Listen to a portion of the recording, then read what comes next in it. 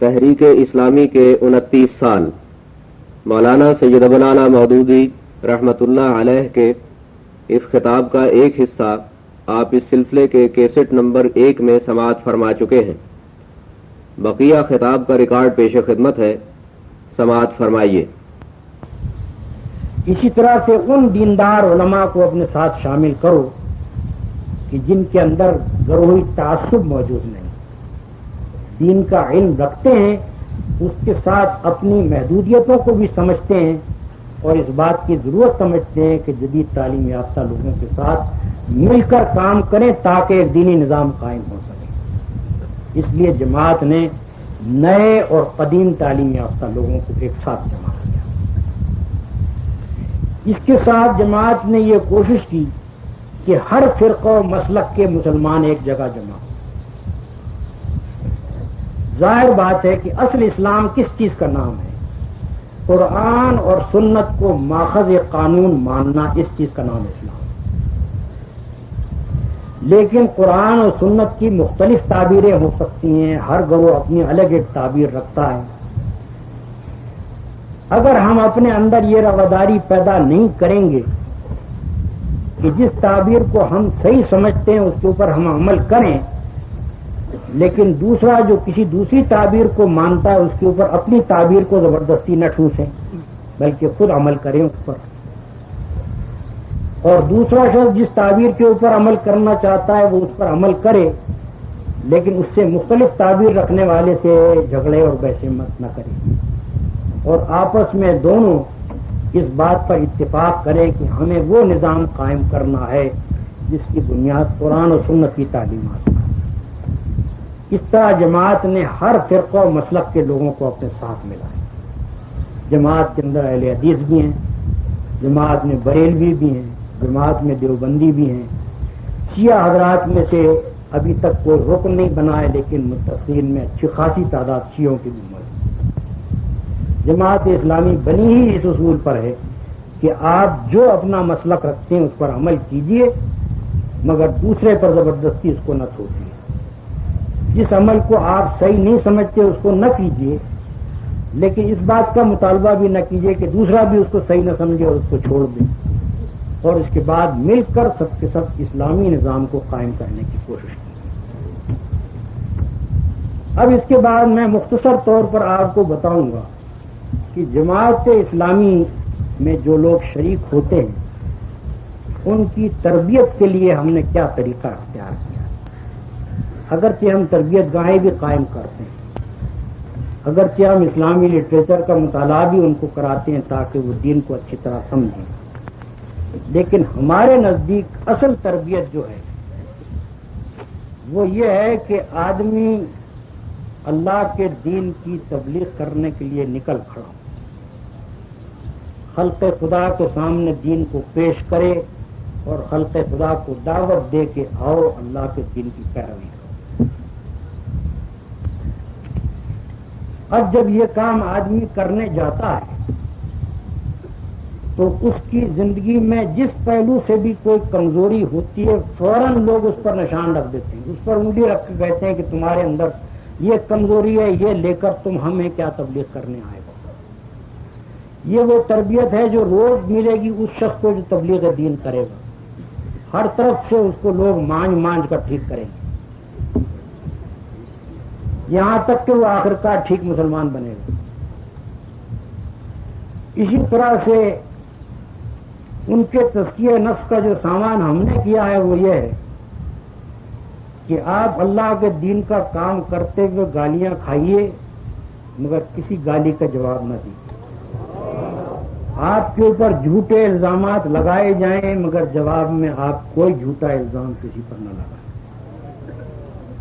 میرے خیال میں اس سے زیادہ تزکیہ نفس کا ذریعہ اور کوئی نہیں، اور یہ تزکیہ نفس حجروں میں نہیں ہو سکتا، یہ میدان میں نکل ہی کر ہو سکتا ہے۔ جماعت اسلامی میں عہدیداروں کا انتخاب جس طرح ہوتا ہے، عام طور پر لوگ ہمارے اوپر یہ الزام لگاتے ہیں کہ یہ ایک تستعین جماعت ہے اور اس کے اندر کوئی جمہوریت نہیں، حالانکہ واقعہ یہ ہے کہ جماعت اسلامی میں جتنی جمہوریت ہے شاید دنیا کی کسی جماعت میں ویسی جمہوریت نہیں. جماعت اسلامی میں عہدیداروں کے متعلق آپ نے کبھی سنا ہی نہیں ہوگا کہ جماعت کے ارکان میں کسی عہدے کو حاصل کرنے کے لیے کبھی کوئی کشمکش ہوئی. کیوں؟ اس وجہ سے کہ ہم نے امیدواری کے متعلق پہلے یہ طے کر دیا ہے کہ جو آدمی کسی عہدے اور منصب کا امیدوار ہو وہ اس منصب اور عہدے کا نااہل ہے. نہ صرف یہ کہ وہ اس کا نااہل ہے بلکہ جماعت اسلامی کی رکنیت کا نااہل. اس کی وجہ سے آپ نے ابھی آج تک کبھی یہ نہیں سنا ہوگا کہ جماعت اسلامی میں کبھی عہدوں کے لیے کشمکش پیدا ہوئی. جماعت میں کیا ہوتا ہے؟ کوئی عہدہ ہو خواہ وہ امیر جماعت کا عہدہ ہو خواہ کسی کا، ارکان جماعت کے پاس بیلٹ پیپر بھیج دیے جاتے ہیں کہ فلاں عہدے کے لیے آپ کے نزدیک جو شخص موزوں ہو اس کا نام آپ لکھیں. کوئی کنوینسنگ نہیں ہو. کوئی شخص جا کر لوگوں سے یہ نہیں کہے گا کہ آپ مجھے ووٹ دیجیے. یہ ووٹر کا کام ہے کہ خود اپنی جگہ بیٹھ کر رائے قائم کرے کہ اس منصب کے لیے کون آدمی موزوں ہے، اور وہ اس کا نام لکھ کر بھیج دے گا، اور اس کے بعد کثرت رائے سے فیصلہ ہو جائے گا کہ یہ منصب کس کو دیا جائے. اس طرح سے جماعت میں آج تک انتخابات ہوتے رہے. جماعت اسلامی کے نظم کو درست رکھنے کے لیے جو طریقہ ہم نے اختیار کیا ہے وہ یہ ہے کہ اجتماعات میں کھلا کھلا محاسبہ ہوتا ہے، کھلی کھلی تنقید ہوتی ہے. کسی آدمی میں کوئی کمزوری ہو بے تکلف اس کا اظہار کیا جائے گا اور اس کی اصلاح کرنے کی کوشش کی جائے گی. جماعت کے اجتماعات عام میں سب سے پہلے میں نے اپنے آپ کو تنقید کے لیے پیش کیا ہے. جب کبھی اجتماعات عام جماعت کے ہوئے ہیں میں نے کہا ہے کہ سب سے پہلے میں اپنے آپ کو تنقید کے لیے پیش کرتا ہوں. میرے اوپر جو اعتراض بھی ہو کسی کو یا مجھ سے جو شکایت بھی ہو اس کو بیان کی اور مجمع عام میں جواب لیا. بعض اوقات میرے اوپر ایسی سخت تنقید جماعت کی اجتماعات میں ہوئی ہے کہ نئے ارکان بعض اوقات پریشان ہو گئے کہ یہ کیا ہو رہا ہے کہ امیر جماعت کی خبر لی جا رہی ہے برسر عام. اور میں نے لوگوں سے کہا کہ بھائی یہی تو ذریعہ ہے جماعت کو درست رکھنے کا، تم اس سے گھبراتے کیوں؟ اگر میں اپنی جماعت کے لوگوں کو مطمئن نہ کر سکوں تو میں اس قابل نہیں ہوں کہ اس جماعت کو چلاؤں. ان لوگوں کو حق ہے کہ مجھ پر تنقید کریں اور میرا فرض ہے کہ ان کو مطمئن کروں کہ واقعی جو اعتراض ان کا ہے وہ صحیح نہیں ہے، اور اگر اعتراض صحیح ہو تو میں اسی وقت اس کا اعتراف کروں اور اپنی اصلاح کروں. اس طرح سے ہم نے جماعت کو درست رکھنے کی کوشش کی. اب میں آپ کو چونکہ مغرب کی نماز بہت قریب ہے میں یہ بھی آپ کو بتانا چاہتا ہوں کہ جماعت میں شورا کا طریقہ کیا ہے. جماعت اسلامی میں شورا کا طریقہ یہ ہے کہ ہم اپنی پوری تاریخ میں شاید 2-4 مرتبہ ہمارے ہاں ووٹ لے کر فیصلہ کیا گیا ہو کہ کثرت رائے کی جائے. ہم نے بعض اوقات کئی روز بحث صرف اس لیے کی ہے کہ ہماری مجلس شورا کا ایک آدمی مطمئن نہیں ہو رہا. پوری جماعت مطمئن ہے ایک فیصلے سے، ایک آدمی مطمئن نہیں ہو رہا. ہم نے کہا نہیں، اپنے ایک آدمی کو ہمیں مطمئن کر کے فیصلہ کرنا ہے، ووٹ دے کر ووٹ کے اوپر فیصلہ نہیں کرنا. بہت ہی کم ایسا ہوا ہے جب ہم نے یہ دیکھا کہ بھائی باوجود سمجھانے کے کئی دن بحث کرنے کے ایک آدمی یا 2 آدمی نہیں مان رہے، تب مجبوراً ہم نے کثرت رائے سے فیصلہ کیا. ورنہ جماعت اسلامی میں ہمیشہ متفقہ فیصلے اور اسی کا نتیجہ یہ ہے کہ مجلس شورا میں جو فیصلے ہو گئے ہیں پورے اطمینان کے ساتھ پوری جماعت اس کو لے کر چلیے، اور کبھی اس بات پر جھگڑا نہیں ہوا کہ مجلس شورا میں اختلاف ہوا تھا اور فلاں یہ کہہ رہا تھا فلاں یہ کہہ رہا تھا. اب میں آپ کو بتاتا ہوں کہ جماعت اسلامی کی مجلس شورا کن عناصر پر مشتمل ہے. اس وقت جو مجلس شورا جماعت کی ہے اس میں مشرقی پاکستان سے علماء کی تعداد 5، BA 3، MA 2 इंजीनियर 1, मगरबी पाकिस्तान से उलमा 17, BA 5, BA B.Ed 1, LLB 2, MA 11, MCOM 1।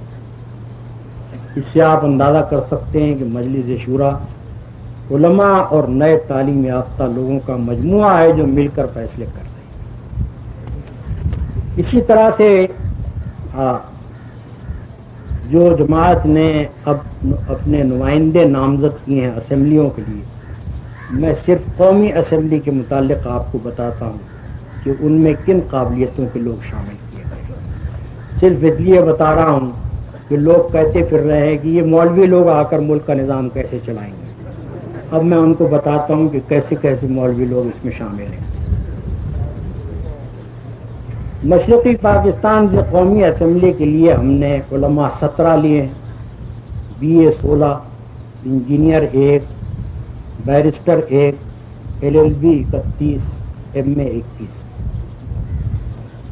मगरबी पाकिस्तान से उलमा 13, LLB 12, engineer 2, MBBS 2, MA MSc MCOM 17, BA और BSc 12।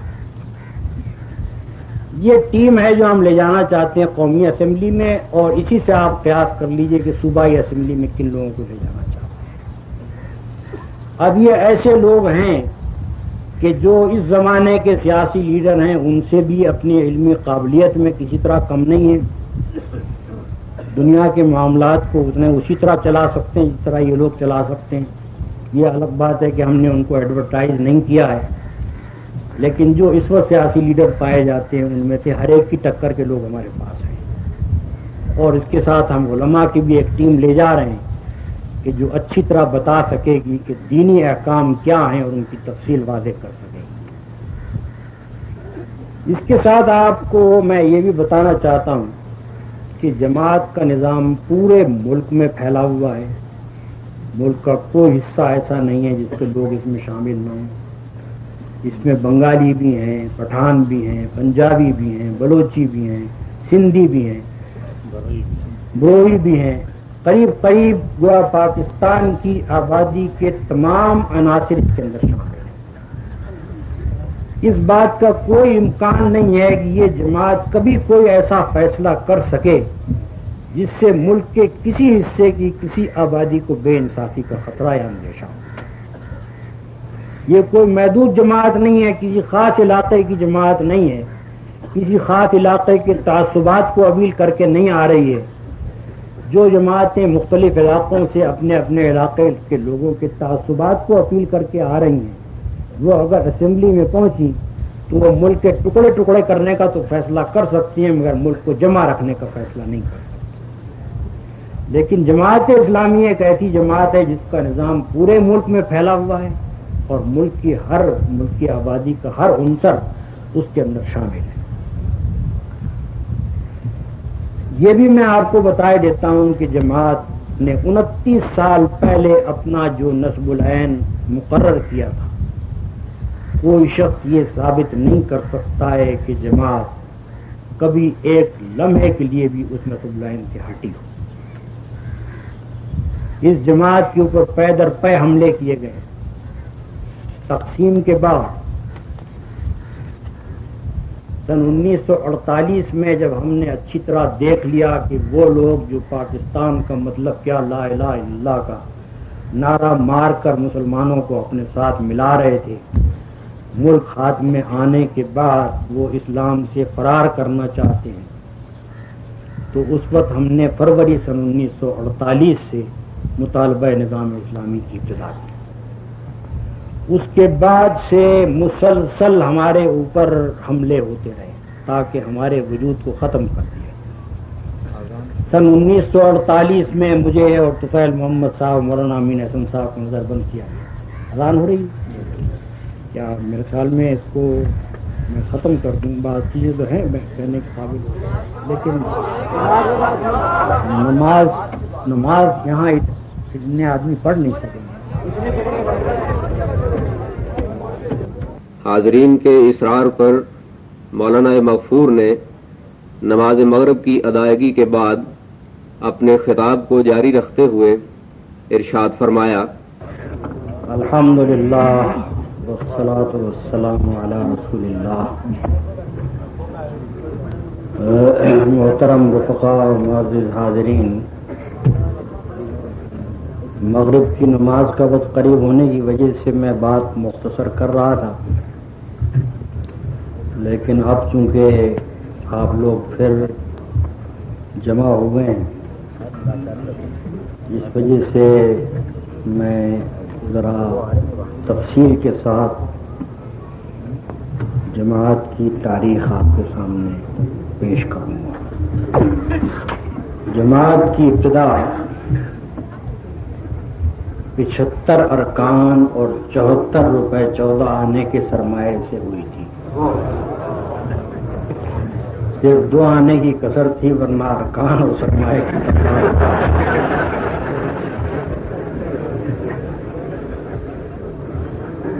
اپنے قیام کے 10 مہینے بعد ہم نے یہ فیصلہ کیا کہ لاہور سے مرکز کو منتقل کر دیا جائے، اور جون سن 1942 میں ہم ایک گاؤں میں جا بیٹھے جو دارالاسلام کے نام سے موسوم تھا اور پٹھان کوٹ سے 4 میل کے فاصلے پر واقع تھا۔ یہ فیصلہ ہم نے اس لیے کیا کہ اس وقت ملک میں ایک زبردست تحریک پاکستان کے لیے چل رہی تھی، اور ہم یہ مناسب نہیں سمجھتے تھے کہ شہر میں بیٹھ کر یہاں اپنا کام کریں، کیونکہ ہمیں یہ اندیشہ تھا کہ اس تحریک کے ساتھ خواہی نخواہی کوئی مزاحمت کی صورت پیدا ہو۔ جماعت اسلامی کے پیش نظر ہرگز یہ بات نہیں تھی کہ پاکستان کے قیام کے لیے جو تحریک چل رہی ہے اس میں وہ کسی نوع کی مزاحمت کرے۔ آج جو شخص بھی چاہے ہمارے اوپر الزام جو چاہے رکھ دے، لیکن جماعت کی کسی ریزولوشن، اس کے کسی اجتماع، اس کے کسی بیان سے یہ بات ثابت نہیں کی جا سکتی کہ جماعت نے تحریک پاکستان کی کوئی مخالفت کی ہو۔ ہمارے پیش نظر یہ تھا کہ ایک گاؤں میں بیٹھ کر خاموشی کے ساتھ اپنے ارکان اور اپنے متفقین کی تربیت کریں اور ان کی تنظیم کریں۔ جیسا کہ آپ کو میں پہلے بیان کر چکا ہوں، ہمارے پیش نظر جو بات تھی وہ یہ کہ اپنے آپ کو ان حالات کے لیے تیار کریں جو اگر تحریک پاکستان خدا نخواستہ فیل ہو تو پورے ملک میں پیش آنے والے تھے، اور اگر تحریک پاکستان کامیاب ہو جائے تو ہندوستان میں مسلمانوں کے ساتھ پیش آنے والے تھے اور پاکستان میں اسلام کے ساتھ پیش آنے والے تھے۔ اس وجہ سے ہم نے اپنی تربیت اور تنظیم کا ایک خاص طریقہ اختیار کیا، اور اس کے ساتھ اپنی تحریک کو چلانے کا بھی ایک خاص طریقہ اختیار کیا۔ اگست سن 47 تک 6 سال کی مدت ہم نے اس کوشش میں صرف کی کہ جماعت اسلامی کی تنظیم اتنی مضبوط ہو جائے کہ آئندہ پیش آنے والے حالات میں خواہ کیسے ہی طوفان اٹھیں اس تنظیم کو ہلایا نہ جا سکے اور یہ تنظیم اپنی جگہ قائم رہے۔ ہمیں یہ اندازہ تھا کہ آگے جو حالات پیش آنے والے ہیں ان کے پیش آ جانے کے بعد اس نوعیت کی تنظیم کرنا کسی طرح ممکن نہ ہوگا. اس لیے ہم نے یہ 6 سال اپنی اس تنظیم کو مضبوط کرنے میں صرف کیے اور اس کے ساتھ ایک طریقہ کار ایسا اختیار کیا جو بعد کے حالات میں کارآمد ہو سکتا تھا. اس سلسلے میں جماعت اسلامی اپنے جو سالانہ اجتماعات ملک کے مختلف حصوں میں کرتی رہی، ان میں سے ہر اجتماع کے آخر میں وہ ایک جلسہ عام کرتی تھی جس میں ہندو، مسلمان، عیسائی، سکھ، ہر قوم کے لوگوں کو مدعو کیا جاتا تھا، دعوت عام دی جاتی تھی. اور ان جلسۂ عام میں ہم اسلام کی خالص دعوت لوگوں کے سامنے پیش کرتے تھے اور ان کو یہ بتاتے تھے کہ اسلام کیا چیز ہے، کن اصولوں پر قائم ہوا ہے اور ان اصولوں کو اختیار کرنے میں انسانیت کی فلاح کس طرح سے ہے. انتہائی شدید زمانے میں جبکہ ہندوؤں اور مسلمانوں اور سکھوں کے درمیان سخت کشت و خون برپا تھا، اس زمانے میں بھی صرف ایک جماعت اسلامی ہی ایسی جماعت تھی جو ہندوستان کے مختلف حصوں میں ان تمام قوموں کو ایک جلسہ عام میں جمع کر سکتی تھی اور ان کے سامنے اسلام کی خالص دعوت پیش کر سکتی تھی. ایسے انداز میں ہم دعوت پیش کرتے تھے کہ جس کو ایک ہندو بھی سن سکتا تھا، ایک سکھ بھی سن سکتا تھا.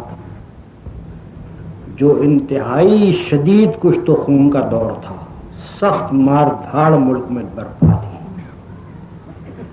1947 میں میں نے ہندوستان کا آخری مرتبہ دورہ کیا اور مختلف مقامات پر تقریریں کی. آخری تقریر میں نے مدراس میں کی اپریل سن 1947 اور اس میں پوری وضاحت کے ساتھ میں نے مسلمانوں، ہندوستان کے مسلمانوں کو بتایا کہ تقسیم کے بعد آئندہ کن حالات سے ان کو سابقہ پیش آنا ہے، کیا کچھ ان پر گزرنی ہے اور ان حالات میں ان کو کس طرح کام کرنا چاہیے. میں نے اس تقریر میں، وہ تقریر شائع شدہ موجود ہے جماعت اسلامی کی روداد حصہ پنجم میں، وہ تقریر موجود ہے شائع شدہ، اس کو آپ پڑھیے. اس کے اندر میں نے وضاحت سے ہندوستان کے مسلمانوں کو بتایا تھا کہ ہندو قوم پرستی 2 ٹانگوں پر کھڑی ہوئی. اس کی ایک ٹانگ ہے انگریز کے مقابلے میں آزادی کی جدوجہد اور دوسری ٹانگ ہے مسلمان کی دشمنی. تقسیم کے بعد اس ہندو قوم پرستی کی ایک ٹانگ آپ سے آپ ٹوٹ جائے گی کیونکہ انگریز کے مقابلے میں آزادی کی جدوجہد کا مقصود پورا ہو جائے گا. اس کے بعد یہ قوم پرستی صرف ایک ٹانگ پر کھڑی ہوگی اور وہ مسلمان کی دشمنی ہے، اور ہندو قوم پرست پوری کوشش کرے گا کہ اپنی اس ٹانگ کو برقرار رکھے اور اس کی خاطر ہر ظلم و ستم آپ کے اوپر کرے گا. لیکن آپ کو ایک مدت دراز تک اس کو برداشت کرنا چاہیے. اس کے بعد آپ یقین رکھیے کہ ہندو قومیت اپنے اندر جو تضادات رکھتی ہے، آخر کار وہ برسر کار آئیں گے اور ان تضادات کی بدولت یہ قوم پرستی خود بخود اپنے برے انجام کو پہنچے گا.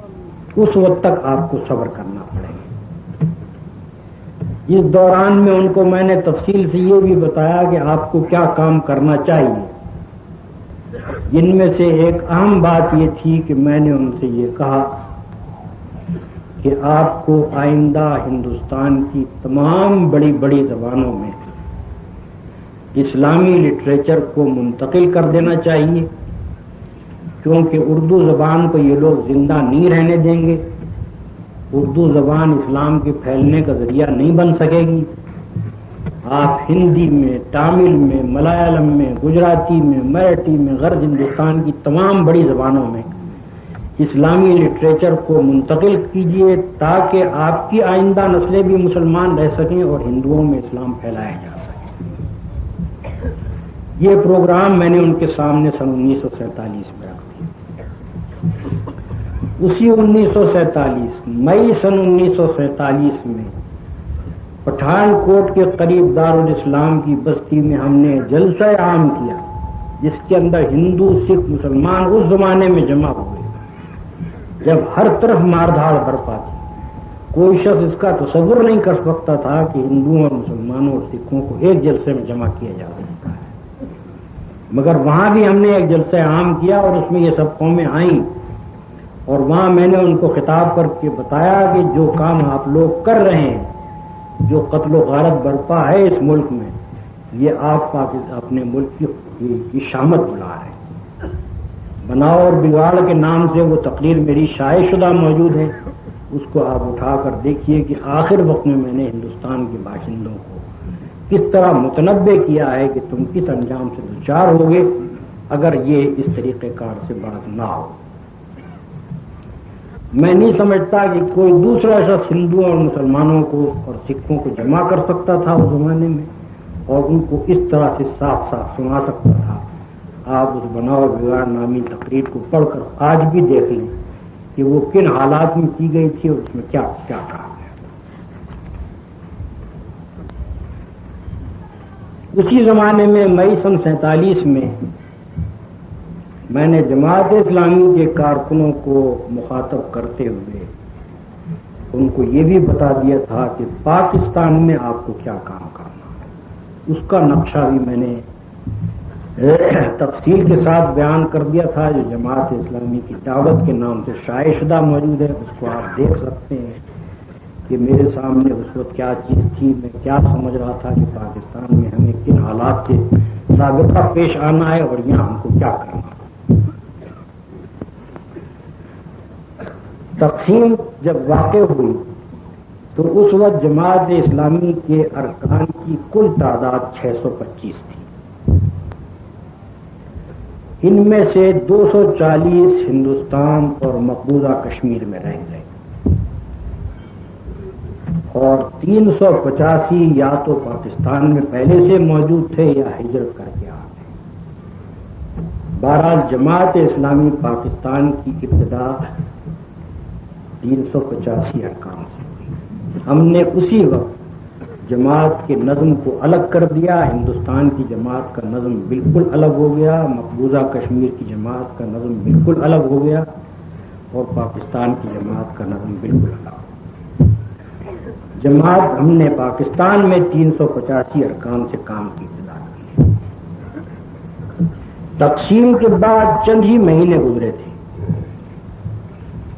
کہ ہمیں پوری طرح سے اس بات کا اندازہ ہو گیا کہ تقسیم سے پہلے ہمیں جو اندیشے تھے، جس طرح کے متضاد عناصر جمع ہو کر تحریک پاکستان چلا رہے تھے، اس کو دیکھتے ہوئے ہم جو کچھ سمجھتے تھے کہ پاکستان بننے کے بعد جو صورتحال پیش آئے گی، ان سب کی تصدیق ہو گئی.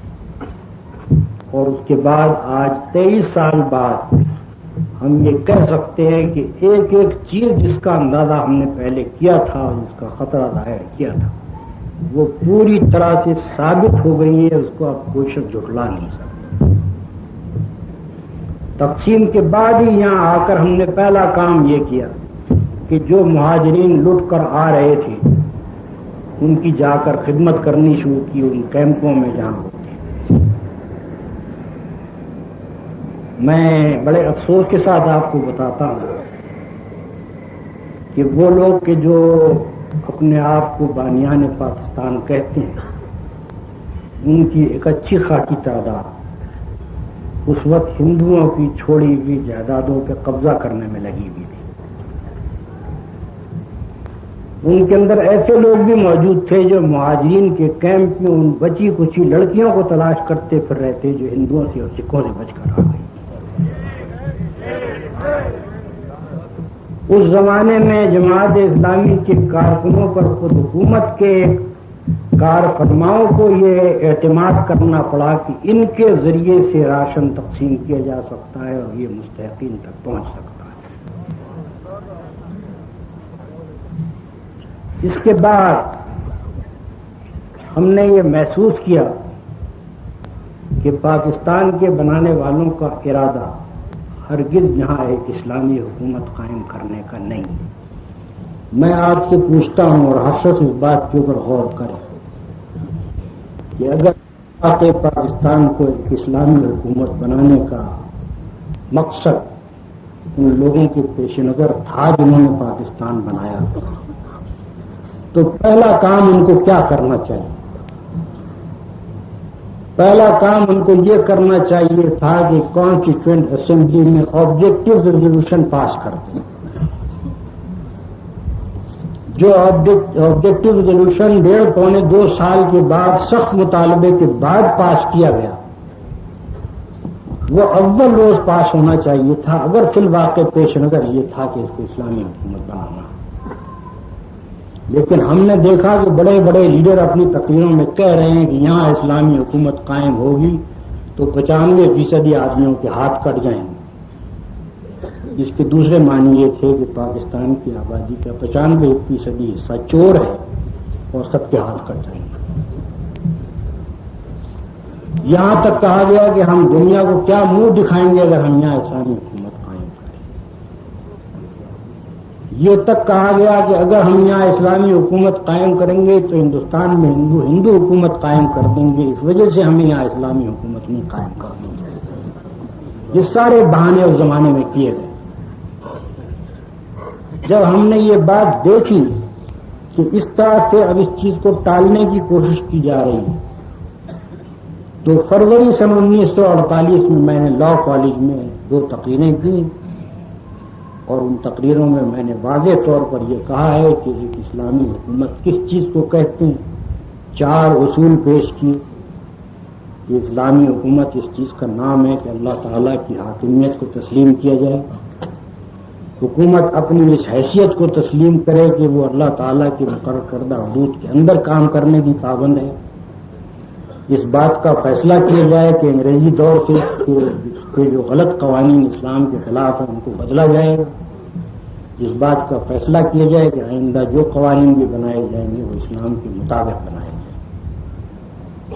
میں نے یہ 4 چیزیں پیش کی کہ یہ اصولی طور پر آپ کو تسلیم کرنی چاہیے اور قانون کی زبان میں دستور ساز اسمبلی کو ان اصولوں کو طے کرنا چاہیے, تب جا کر یہ اسلامی ریاست بن سکے گی. اس کے بغیر یہ اسلامی ریاست نہیں ہو سکتی.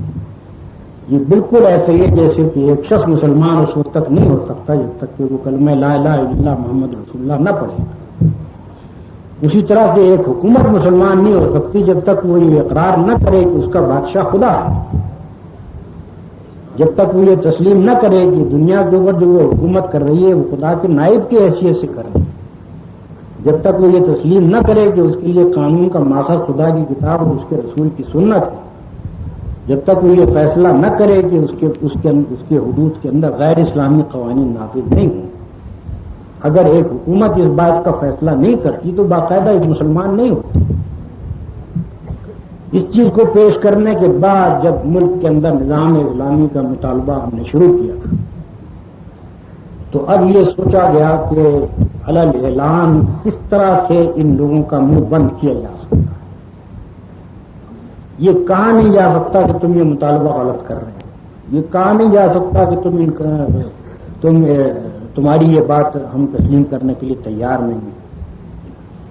اس وجہ سے ایک سازش بنائی گئی تاکہ کسی طرح سے مجھے اور میرے ساتھیوں کو پھانسا جائے. اور وہ سازش یہ تھی کہ پشاور میں ایک صاحب میرے پاس تشریف لائے جنہوں نے آ کر یہ کہا کہ میں آزاد پاکستان کا پبلسٹی آفیسر ہوں, آزاد کشمیر کا پبلسٹی آفیسر. میں آپ سے ملنا چاہتا ہوں علیحدگی. میں نے تخلیے میں ان کو بلا لیا. انہوں نے آ کر کہا کہ آپ کشمیر کے جہاد میں حصہ کیوں نہیں لے رہے؟ میں نے کہا کہ اس کی ایک وجہ ہے جو میں بیان نہیں کرنا چاہتا. انہوں نے کہا کم از کم مجھے تو معلوم ہونا چاہیے، میں ذاتی طور پر آپ سے دریافت کروں. میں نے ان سے کہا کہ جس قوم سے پاکستان کی حکومت نہ لڑ رہی ہو اس قوم سے پاکستان کے افراد کیسے لڑ سکتے ہیں، یہ بات میری سمجھ میں نہیں آتی. لیکن میں اس کا علل اعلان اظہار نہیں کرتا، خاموشی کے ساتھ دیکھ رہا ہوں. مناسب نہیں سمجھتا ہوں کہ اس مسئلے کو چھیڑے. دوسرے روز انہوں نے اس مقام پر دو ایک جملے ریکارڈ نہیں ہو سکے تھے.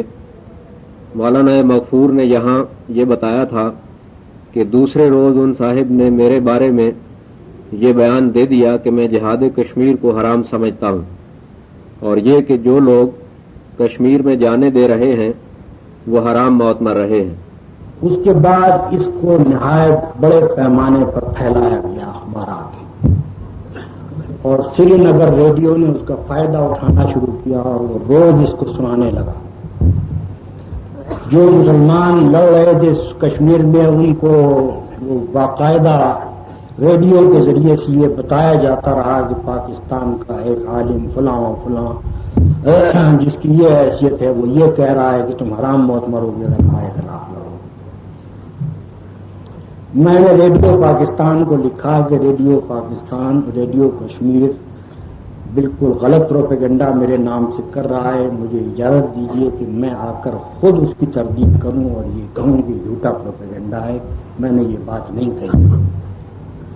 مگر انکار کر دیا گیا مجھے اس بات کی یاد. اس کے معنی یہ ہے کہ کشمیر کا مسئلہ بھی اس وقت ان کی نگاہ میں اتنی اہمیت نہیں رکھتا تھا جتنی اہمیت اس بات کی تھی کہ پاکستان میں اسلامی نظام کے مطالبے کو کسی طرح سے دبایا جائے. کشمیر میں لڑنے والوں کی ہمتیں میرا نام لے کر توڑ دی جائے اس کی پرواہ نہیں تھی. ایک جھوٹی بات میری طرف منسوخ کی گئی، اس کی تردید کرنے کا مجھے موقع نہیں دیا. آج تک اس بات کو دہرایا جا رہا ہے. جب کبھی میں کوئی پاکستان کی اصلاح کے لیے کوئی کام کرتا ہوں تو اس کے فوراً میرے اوپر یہ الزام دوہرا دیا جاتا ہے. بارہا اس حقیقت کا اظہار کر چکا ہوں کہ یہ کس طرح سے کیا گیا. غرض یہ جھوٹا الزام پھیلانے کے بعد اکتوبر سن 48 میں مجھے اور مولانا امین احسن صاحب اور طفیل صاحب کو گرفتار کر لیا گیا. 20 سال تک ہم نظر بند رکھے، 20 مہینے تک ہم نظر بند رکھے. خیال ان کا یہ تھا کہ یہ 2-3 آدمی اگر پکڑ لیے جائیں تو جماعت اسلامی ختم ہو جائے گی. مگر ان کو معلوم نہیں تھا کہ جماعت اسلامی کو ریت کا گھروندہ نہیں ہے، کوئی سوچ سمجھ کر بنائی گئی. وہ مطالبہ نظام اسلامی کو روک نہیں سکے. مارچ 49 میں وہ آبجیکٹو ریزولوشن پاس کیا گیا، وہ قرارداد مقاصد پاس کی گئی جس کو ہماری دستور ساز اسمبلی کے پہلے اجلاس میں پاس ہونا چاہیے تھا. لیکن اس قرارداد مقاصد کی اصل حیثیت یہ تھی جس کو میں نے اسی زمانے میں اپنی ایک تقریر میں بیان کیا تھا. یہ ایک ایسی عجیب بارش ہے جس کے آنے سے پہلے نہ کوئی گھٹا اٹھی نہ جس کے بعد کوئی رویٹی ہوئی.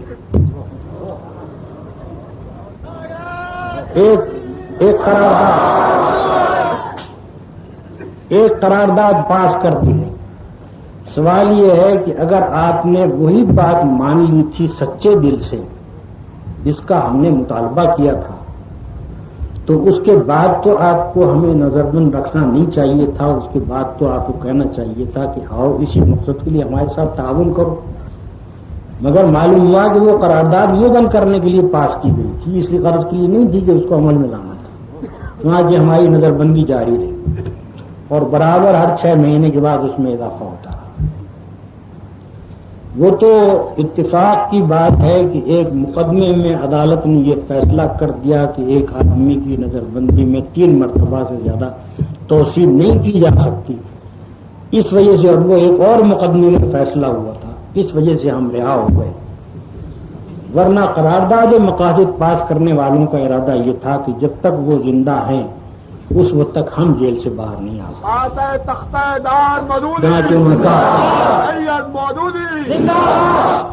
اس کے بعد دوسرا حملہ جماعت اسلامی پر سن 53 میں کیا گیا۔ میں صاف صاف کہتا ہوں کہ ختم نبوت کی تحریک اٹھوائی گئی تھی اس غرض کے لیے کہ مطالبہ نظام اسلامی کو روکا جائے۔ منیر رپورٹ سے یہ بات ثابت ہو چکی ہے، دستاویزوں سے ثابت ہو چکی ہے۔ اس کے اٹھانے والوں کو سمجھایا گیا، ان سے صاف صاف کہا گیا کہ خدا کے لیے ایک مرتبہ اسلامی دستور پاس ہو جانے دو، اس کے بعد پھر اس مسئلے کو اٹھاؤ۔ خواجہ ناظم الدین کی رپورٹ آ چکی تھی سن 52 کے آخر میں۔ اسلامی دستور پاس ہونے میں کوئی زیادہ دیر باقی نہیں تھی، صرف اتنی بات باقی تھی کہ دستور ساز اسمبلی میں وہ پیش ہو اور اسلامی دستور بن جائے، لیکن عین وقت پر یہ جھگڑا کھڑا کیا گیا۔ نتیجہ یہ ہوا کہ خواجہ ناظم الدین کی رپورٹ دھری کی دھری رہ گئی، لاہور میں مارشل لا لگا، اور اس کے بعد بیوروکریسی اس طرح سے ملک کے سینے کے اوپر سوار ہو گئی کہ اس وقت تک وہ اتر نہیں سکی۔ یہ سب کچھ اس لیے کیا گیا کہ یہاں اسلامی نظام قائم نہ ہونے دیا جائے۔ سن 1949 سے ایک باقاعدہ سرکاری مشینری جماعت اسلامی کے خلاف پروپیگنڈا کرنے کے لیے قائم کی گئی۔ باقاعدہ تنخواہ دار آدمی اس غرض کے لیے رکھے گئے کہ جماعت اسلامی کے خلاف پروپیگنڈا کیے جائے اور اسلام کے معاملے میں لوگوں کے ذہن کو جتنا زیادہ الجھایا جا سکتا ہے الجھائے۔ یہ 1949 کے شروع ہو کر ایوب صاحب کے دور تک یہ کام برابر جاری رہا ہے۔ سرکاری خزانے سے لاکھوں روپیہ اس پر صرف کیا گیا ہے، سینکڑوں کتابیں شائع کی گئی ہیں، سرکاری طور پر ان کو پھیلایا گیا ہے، مدرسوں میں پہنچایا گیا، ہر طبقے میں پہنچایا گیا، کوئی کسر نہیں اٹھا رکھی گئی جماعت اسلامی کو اور مجھے بدنام کرنے کی، اور ہر ممکن طریقے سے کوشش کی گئی کہ کسی طرح سے لوگوں کے ذہن میں اتنا گھپلا ڈال دیا جائے کہ لوگ یہ سمجھیں کہ اسلام کے پاس نہ کوئی سیاسی نظام ہے، نہ کوئی معاشی نظام ہے، نہ اسلام کوئی قانون دیتا ہے، نہ کوئی اصول دیتا ہے، یہ کام برابر ہوتا ہے۔ 1955 سے علماء کا ایک گروہ مستقل طور پر مجھے اور جماعت اسلامی کو گالیاں دینے میں لگا ہوا ہے۔ 1955 میں جب میں جیل میں تھا اسی وقت سے یہ کام تھا۔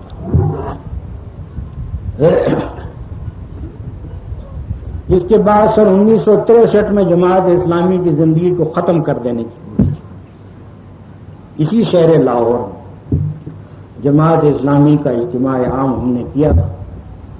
اس اجتماع عام کو لاؤڈ اسپیکر کی اجازت نہیں دی گئی، اس کے لیے ایک بہت تنگ جگہ تجویز کی گئی تاکہ جماعت کا اجتماع پھیل جائے۔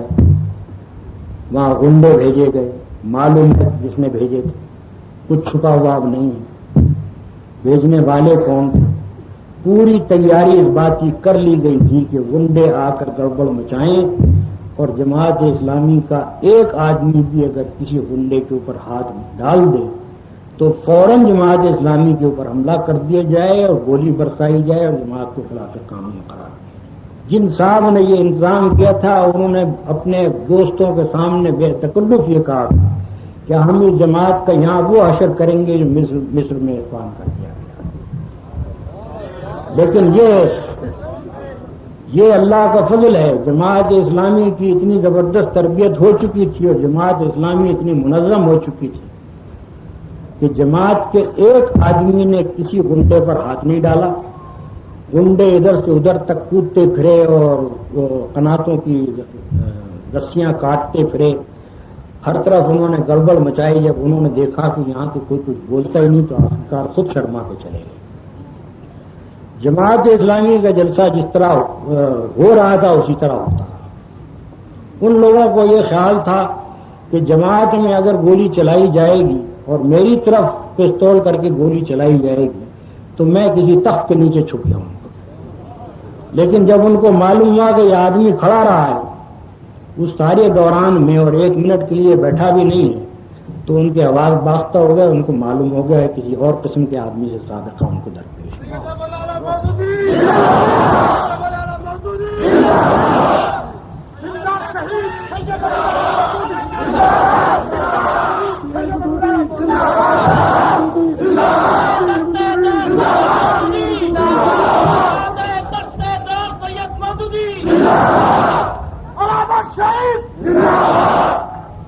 جب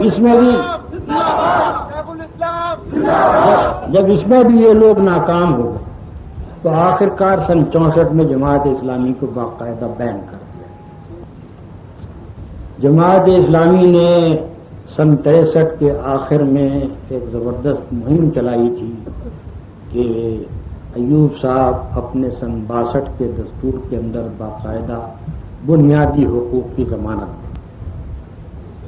اس مہم کا یہ اثر ہوا کہ ان کو بنیادی حقوق کی ضمانت تو دینی پڑی, لیکن وہ بل باوجود اس کے کہ پاس ہو چکا تھا اسمبلی میں, لیکن اس پر دستخط ایوب صاحب نے نہیں کیے. 6 تاریخ کو 6 دسمبر کو ہمیں گرفتار کرنے کے بعد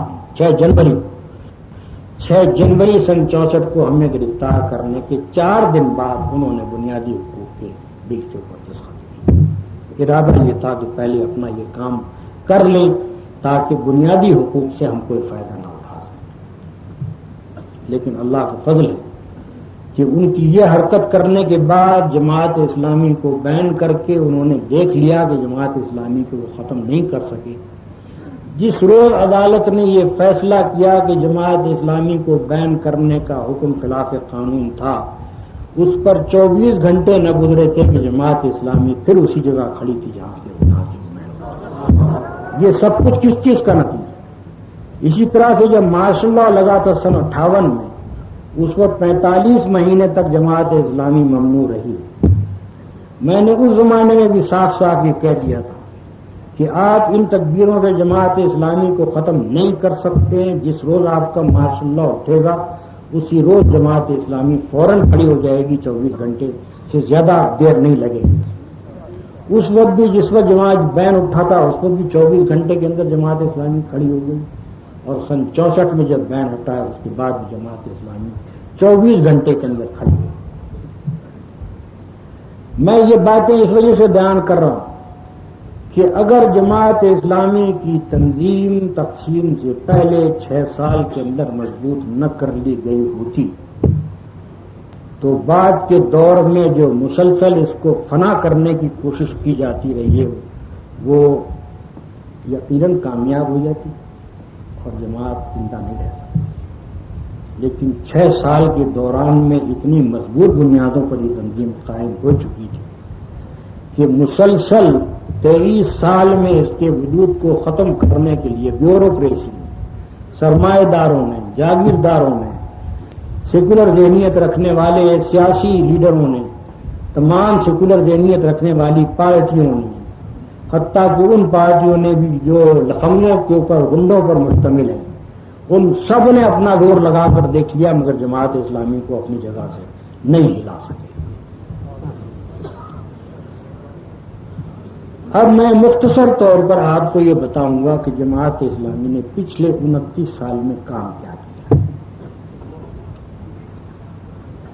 جماعت اسلامی کا اہم ترین کام جو ہے وہ یہ ہے کہ اس نے ایک وسیع لٹریچر ایسا فراہم کیا ہے جو ہر پہلو میں اسلام کی صداقت اور اسلام کے قابل عمل ہونے کے بارے میں ہمارے تعلیم یافتہ طبقے کو پوری طرح سے مطمئن کر دیتا ہے اور ایک ایک شک جو ان کے دل میں ہے اس کو نکال دیتا ہے. جماعت اسلامی وہ تحریک نہیں ہے جو تقریروں کے بل پر اٹھی, کیونکہ تقریریں ہواؤں میں اڑ جاتی ہیں. جماعت اسلامی ایک مضبوط لٹریچر کی بنیاد پر اٹھی ہے جو انشاءاللہ اس سرزمین میں صدیوں قائم رہے. اس کا لٹریچر 29 سال کی مدت میں لاکھوں آدمیوں تک پہنچ چکا ہے، لاکھوں گھروں میں پہنچ چکا ہے۔ اب کسی کے بس میں نہیں ہے انشاءاللہ کہ کوئی اس پر قادر نہیں ہو سکے گا کہ ایک ایک جگہ جہاں جماعت اسلامی کے لٹریچر نے جڑ پکڑ لی ہے وہاں سے وہ اس کو شیئر کرنے کا اسلام مودودی، متکلم اسلام مودودی۔ یہی لٹریچر ہے جس کی وجہ سے تعلیم یافتہ طبقے میں ایک بہت بڑی تعداد ایسی پیدا ہو گئی ہے جس کو پورا اطمینان ہے کہ اس جدید دور میں ایک جدید ریاست کو اسلام کے اصولوں پر بڑی خوبی کے ساتھ چلایا جا سکتا ہے، اور اس طرح چلایا جا سکتا ہے کہ دنیا کی دوسری تمام ریاستیں اس سے سبق حاصل کریں گی، بجائے اس کے کہ اس کے متعلق لوگ یہ سمجھیں کہ یہ ایک پرانے طرز کی حکومت قائم ہو گئی۔ یہ جماعت اسلامی کا ایک بڑا کام ہے جو اللہ کے فضل سے وہ انجام دے سکے۔ دوسرا کام جماعت اسلامی کا یہ ہے کہ اس نے مخلص کارکنوں کی ایک منظم ٹیم تیار کر لی جس نے ملک کے ہر حصے میں لاکھوں آدمیوں کو جماعت سے متاثر کیا ہے، جماعت کا ہم خیال بنایا ہے اور لاکھوں آدمیوں میں اپنا اعتماد قائم کیا ہے۔ دوسرے لوگ ہمارے مقابلے میں روپے سے کام کرتے ہیں مگر ہمارا سرمایہ ہمارے مخلص کارکن ہے۔ جو آدمی ہمارے مقابلے میں آئے گا وہ اپنا دیوالا پٹوانے کے لیے تیار ہو جائے گا۔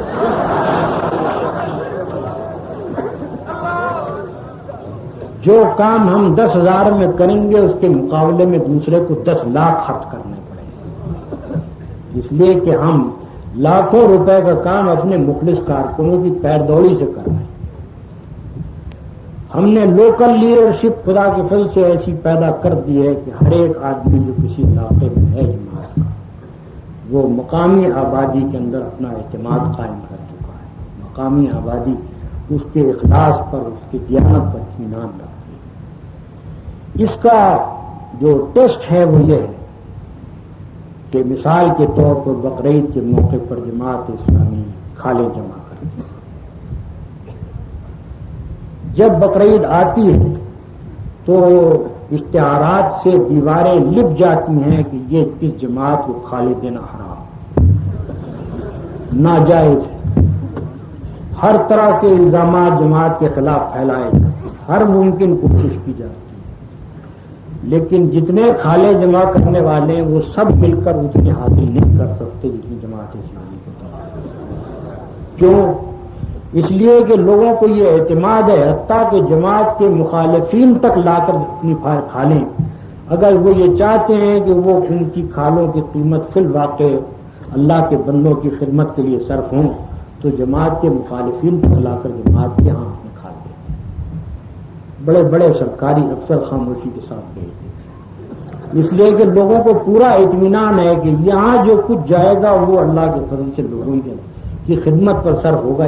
یہ وہ لوگ نہیں ہیں کہ جو لے کر کھا جانے والے ہیں۔ اسی طرح سے پچھلی جنگیں 1965 کی جنگ میں اس بات کا امتحان ہو چکا ہے۔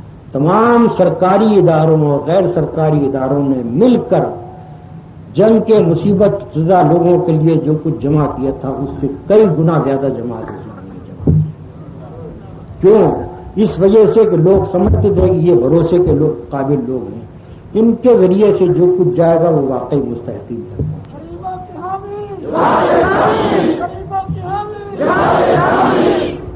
لوگوں نے لالا کر ہمیں سامان دیا ہے جنگ کے مصیبت زدہ لوگوں کے لیے، اور یہ کہا ہے کہ اگر آپ یہ خود تقسیم کریں تو یہ حاضر ہے، آپ لے جائیے، لیکن اگر کسی سرکاری ادارے کو دینا ہے تو ہم واپس لیے جائیں۔ اس سے ہمیں اس طرح کے امتحان وقتاً فوقتاً آ جاتے ہیں جس سے ہم کو معلوم ہوتا رہتا ہے کہ جماعت اسلامی کے کارکنوں کا کتنا اعتماد عوام میں قائم ہو چکا ہے۔ گالیوں کا پروپیگنڈا اپنی جگہ چل رہا ہے، الزامات کا پروپیگنڈا چل رہا ہے، لیکن جب کبھی عوام سے ہمیں سابقہ پیش آتا ہے تو ہمیں معلوم ہوتا ہے کہ جو اعتماد ہمارا ہے عوام کے اندر وہ اور کسی کا اس ملک کے اندر نہیں ہے۔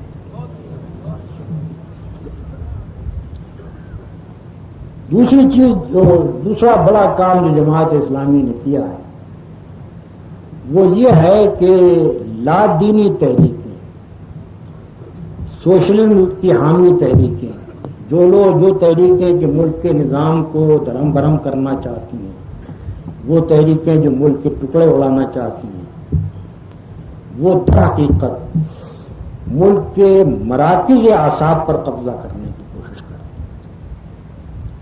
وہ عوام کے راستے سے نہیں آتی ہیں، وہ طلباء پہ قبضہ کرنے کی کوشش کرتی ہیں، وہ مزدوروں پر قبضہ کرنے کی کوشش کرتی ہیں، وہ کسانوں پر قبضہ کرنے کی کوشش کرتی ہیں، وہ استادوں کے اوپر قبضہ کرنے کی کوشش کرتی ہیں، وہ ان راستوں سے آتی ہیں جس سے قومی زندگی کے مراکز اعصاب پر اثر ڈالا جا سکتا ہے۔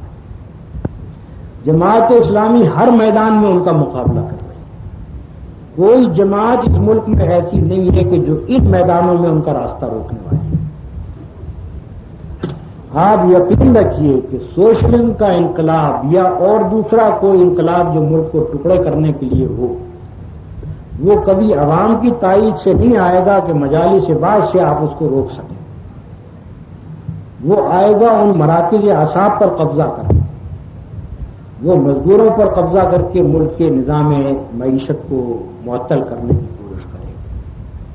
وہ مزدوروں پر قبضہ کر کے ملک کے نظام مواصلات کو، ریلوے کو، ٹیلی فون اور ٹیلی گراف کو معطل کرنے کی کوشش کرے گا۔ وہ طلباء کو بھڑکا کے لائے گا اور ان سے ہنگامے برپا کرائے گا۔ وہ استادوں کے ذریعے سے طلباء کے دماغ خراب کرائے گا اور ان کے اندر بے حیائی اور بے دینی پیدا کرنے کی کوشش کرے گا۔ ان میدانوں میں مقابلہ کرنے والی جماعت اسلامی کی سوا کوئی جماعت ہے تو بتایا جائے۔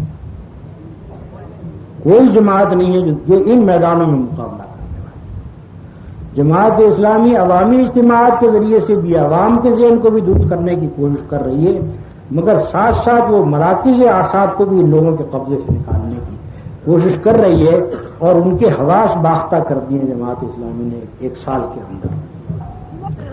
یہ مختصر بیان ہے جماعت اسلامی کی تاریخ کا اور اس کام کا جو اس نے اس وقت تک کیا۔ اتحاد اسلامی سید مودودی اتحاد اسلامی۔ مجھے جو کچھ کہنا تھا وہ میں آپ سے کہہ چکا ہوں۔ میرے پیش نظر جو بات تھی وہ یہ ہے کہ جماعت کے کارکن، جماعت کے متفقین، جماعت کے نظام کو اور اس کے کام کو، اس کے طریقہ کار کو اچھی طرح سمجھ لیں۔ میں چاہتا ہوں کہ جماعت میں جو شخص بھی کام کرے وہ پورے اطمینان کے ساتھ اس کام کو حق اور صحیح سمجھ کر کرے، اس کے دل میں کوئی شک و شبہ واقع نہ رہے۔ جو لوگ بھی جماعت اسلامی سے کوئی دلچسپی رکھتے ہیں، میں چاہتا ہوں کہ وہ بھی جو کچھ میں نے بیان کیا اس کے اوپر اچھی طرح غور کریں اور غور کر کے وہ رائے قائم کریں کہ اس ملک کے بقا، اس ملک کی بہتری کے لیے، اس ملک میں اسلامی نظام قائم کرنے کے لیے جماعت اسلامی جو کام کر رہی ہے وہ آیا قابل قدر ہے یا نہیں۔ میرا ان سے یہ مطالبہ نہیں ہے کہ وہ قدر فرمائیں، اصل قدر تو وہ ہے جو اللہ تعالیٰ کے ہاں ہو، لیکن جو فی الواقع اس چیز کو دیکھ کر اپنے دل میں کوئی قدر محسوس کرے، وہ کم سے کم جو کچھ ہماری مدد کر سکتا ہے وہ یہ ہے کہ ہماری مخالفت نہ کرے۔ اب آخر میں دعا کرتا ہوں، ربنا آتنا فی الدنیا حسنۃ وفی الآخرۃ حسنۃ وقنا ربنا ظلمنا انفسنا وإن لم تغفر لنا وترحمنا لنكونن من الخاسرين ربنا لا تزغ قلوبنا بعد إذ هديتنا وهب لنا من لدنك رحمة إنك أنت الوهاب ربنا هب لنا من لدنك رحمة وهيئ لنا من أمرنا رشدا ربنا لا تؤاخذنا إن نسينا أو أخطأنا ربنا ولا تحمل علينا إصرا كما حملته على الذين من قبلنا ربنا ولا تحملنا ما لا طاقة لنا به واعف عنا واغفر لنا وارحمنا أنت مولانا فانصرنا على القوم الكافرين أنت مولانا فانصرنا على القوم الظالمين أنت مولانا فانصرنا على القوم الفاسقين رب اغفر وارحم وأنت خير الراحمين وصلى الله على خير خلقه محمد وعلى آله وأصحابه أجمعين.